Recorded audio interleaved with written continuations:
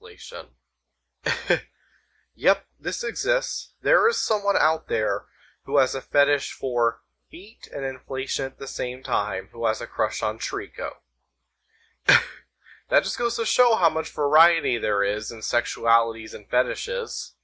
But the weirdest part of all is, of course, that it's with Trico. I mean, correct me if I'm wrong, but I don't see anything at all that is sexual about this being. But of course, it is a furry, so I guess you gotta give them a break. They think that animals that they're not even designed to mate with are attractive, so I guess even fictional creatures count. I mean, there are Pokemon that sort of look like more humanoidish, like Gardevoir, and people fetishize her, and at least it's understandable. It's not enjoyable, at least by a normal person, but it's understandable. But I cannot understand why anyone would have a crush on frickin' Trico. And this picture isn't even that well done. I mean, literally all he did was just take a 3D model of Trico and make his feet bigger. You can hardly even count this as art. And even for what it isn't well done. Look at the size of those polygons. This is absolutely beautiful. The most beautiful thing about it, though, is the title. Lorax with tits, reverse vor. Wouldn't reverse vor technically be barfing someone up, not a skinny person? I would think that a skinny person would be reverse inflation, but that's just me. I'm not entirely sure. And, you know, this picture is undeniably really random, but, like, just look at this title for a second. This exists. Lorax with tits reverse vor. That exists. That's not, like, you know, some sentence that came out of a random word generator. No. That little combination right there, that actually exists. I don't know if this is a troll. I guess it might be. But either way, the mere existence of this is priceless. Okay. It is taking a lot of willpower not to burst out laughing when I look at this. 'Cause, this is pretty much the weirdest picture I have ever seen in DeviantArt. I say that I see weird things a lot, but I'm not kidding here. This is probably the weirdest picture I have seen so far. I don't know if it's necessarily the most cringeworthy, but it's definitely the weirdest. So, from what I take, this man was giving a speech about how the Disney Channel and ABC are going to work together on something. Just, you know, giving a speech to the audience. And he probably didn't suspect that someone was going to look at him, think he was so hot and sexy, and meanwhile that person who thought that had this strange inflation fetish and then decided to make him into inflation. But, oh, not just any inflation, he decided to make him into the blueberry thing from Willy Wonka in the Chocolate Factory. Sorry, oh my god! Look at his face! Oh, no! No! I refuse to live on the same planet as the person who thought this was a good idea. He was just giving a speech for how two channels are going to work together, and someone took a picture of him and made it into the blueberry thing from Willy Wonka in the Chocolate Factory. And no! I will not live on the same planet with the person who did that! No! Oh my god. Okay, maybe this is the most cringeworthy picture I have seen so far. I feel so sorry for this guy. Oh my god. He's just somewhere out there, blissfully unaware that this took place. I can't take it anymore. Story time. Today we are going to be reading a little comic about Timmy Turner inflation. It's pretty bizarre, so let's just get this over with. Snickers pie and ice cream for dinner. That was awesome. Ah! There! Since you busted out of your clothes, I poofed this up for you. Suit you better. This is better. This weight is growing on me. just take in these visuals here. Timmy Turner inflation. This is just beautiful. I love it. Especially their little faces there. This is just priceless. I love it so much. Not. Alright, here we have something that is just overall so bizarre it's hard to put words into it. Let's just take our time and look over these details of Sonic breastfeeds Frisk. My name is Frisk, and I'm 20 years old on this drawing, and I fully consent to this transaction that is currently happening. No, Papa, I'm full of your hedgehog milk. Alright, so, this sounded very robotic. It almost sounded like she was being forced to say that. And it only adds to the creepiness that she's insisting that she's 20 years old, even though she looks like she's about 10. And look, birthday girl, 20 years old. 20 years old. It's very insistent that Frisk is 20 years old. Is this guy from, like, a country where even cartoon child porn is illegal? Because he seems very insistent on making sure that we know that Frisk is 20 years old in this picture. And, let's read Sonic's little caption as well. Yes, hello, my legal name is Sonic the of Hedgehogs. I am the age of 20 in this drawing too. Thank you, Frisk, for informing your age. Not this drawing is not violating any DeviantArt's rules that uptight Undertale fans abuse because they need to feel important. Hush, you need to help Papa to loosen up. So, here we have even more insisting that Frisk is 20 years old. So, you know, I was almost distracted for a second. I almost started thinking that the main point of this drawing was that Frisk is 20 years old. But no, the main point of this drawing is, Sonic is fucking breastfeeding Frisk, which doesn't make any sense because, Sonic is a male. So, how can a male breastfeed Frisk? And, oh my god, is he putting out a lot of milk? Maybe I shouldn't look at this for too long. It's starting to become burned in my head, and I really don't want this in there. I'm sorry that I raped you, Patrick. Oh, God. Nothing more needs to be said about this. Just, what you see is what you get.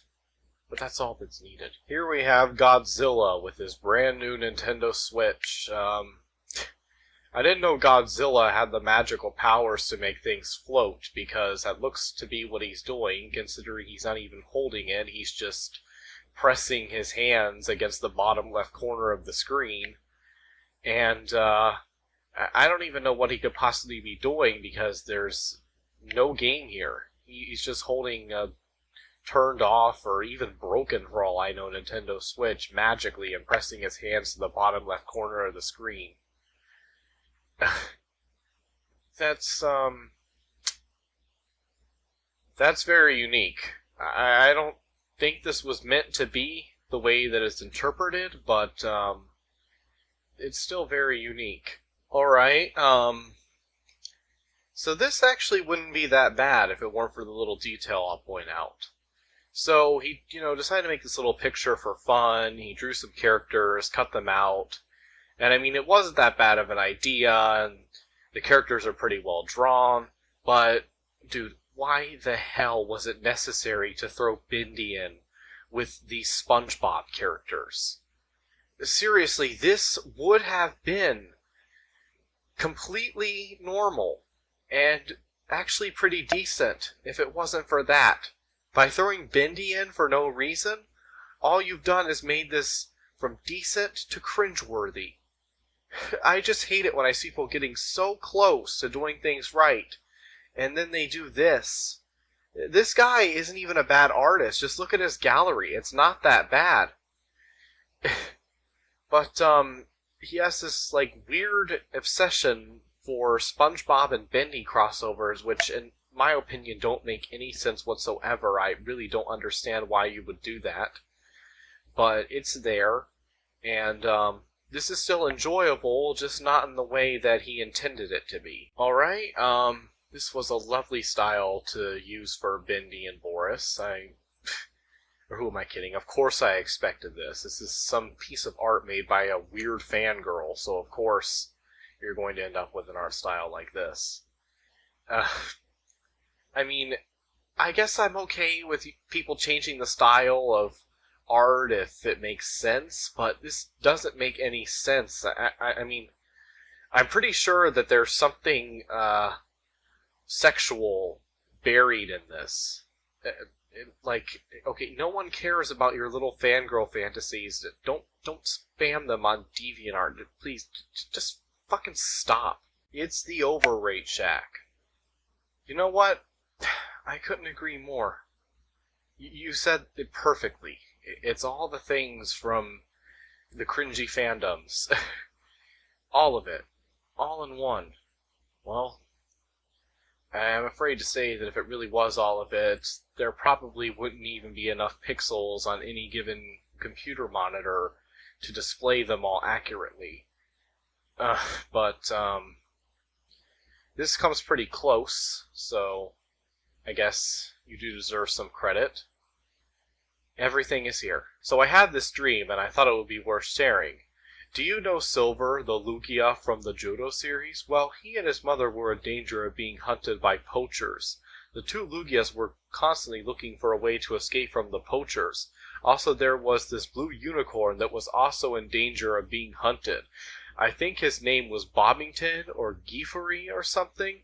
I'll call him Bob for now. Yeah, some random blue unicorn was thrown in the mix with some Lugias. Something random was thrown in the mix with something that barely makes any sense to begin with. That is totally Gaius Man right there. Maybe this actually was his dream. I don't know. I almost have trouble believing he didn't just make this whole thing up. Anyways, Bob worked at this warehouse grocery store thing, and he got paid $100 an hour. $100 an hour? My God! That is a high salary. Why on earth would he ever get paid that much for working in a warehouse in a grocery store? And he got paid $100. What the fuck? Where on earth does he live? He could also drive a car. Okay. One day after Bob left work for the day, this transparent sphere started forming in the sky. Wait, what? So there's no thing that this leads up to saying. He just randomly said that he makes $100 an hour. Just randomly. This wasn't leading up to anything. He just randomly threw that detail in there, throwing in random weird details for no reason. That's also totally Gaius Man. And then, suddenly, a woman wearing a turquoise dress appeared inside of it. She was one of the poachers going after Bob. Oh my God. As well as Silver and his mother. I can't remember exactly what happened next, but I think I saw Shadow Lugia emerging from this red energy. You know what? I think you're right, because that's totally something you would see, so I'm not going to doubt that you saw that at all. If I were to describe him, he was the scariest Shadow Lugia I have ever seen. Okay, the very fact that you've seen enough Shadow Lugias to make a valid comparison is very cringy in and of itself. He was dark purple mixed with black, and his scales fins were bright white. This kind of reminds me of something. Not exactly, but it kind of reminds me of something. It's best I don't mention that, though. His face was the worst. He had a smile stretching from cheek to cheek, and he had no teeth, just white emptiness. So, in other words, he had Barney teeth, like those perfect teeth that don't have any ridges. Like, just white, just a white, what? His eyes were bright white with no pupils. I then realized that the woman was going for Silver and his mother next. The next thing I did was hop in the closest car to me, and it was unlocked. It's a dream. Oh, that's what you needed to justify. Oh, none of this stuff was weird at all. This all made perfect sense. This was all totally in reality. But what needed to be explained, because it's just a dream, is the fact that you needed to get into a car, and the car was unlocked. Yeah, that's what needed to be explained, Gaius, man. This is ridiculous. I love this. This is just true poetry. This is true art.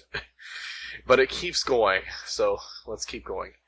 So I drove off in the car, going to where Silver and his mother lived. I apparently must have known where they lived because I was there in an instant. Okay? But when I got there, Silver was with another Lugia, not his mother. The Lugia told me that Silver had to leave his mother because it was too risky for the two of them to be together anymore. Then the Lugia gave me a ride on his back, I think, to the snowy hill in between two endless rows of trees. Silver and the other Lugia left. I climbed my way up the snowy hill until I got to the top.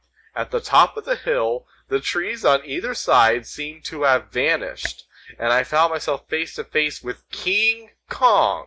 King Kong! Yeah. You just randomly find King Kong there. I mean, I get this is a dream, but this is still pretty weird. Or I thought. This Kong was evil, and from what I remember, he was the mastermind of the poachers. The thing next to I think next the good Kong showed up, and he defeated the evil Kong, thus ending the story. Oh, that was a beautiful story, guys, man. That was just beautiful. But the part that saddened me the most was that Silver or any other Lugias were never seen again. Interesting dream you had. I wish you could thumb up comments on DeviantArt. Yeah, but I left out some parts that I thought were disturbing. Oh, God. Oh, my God. I cannot even believe that this exists. This exists. This little short story right here. I will treasure these moments of reading this story for the rest of my life.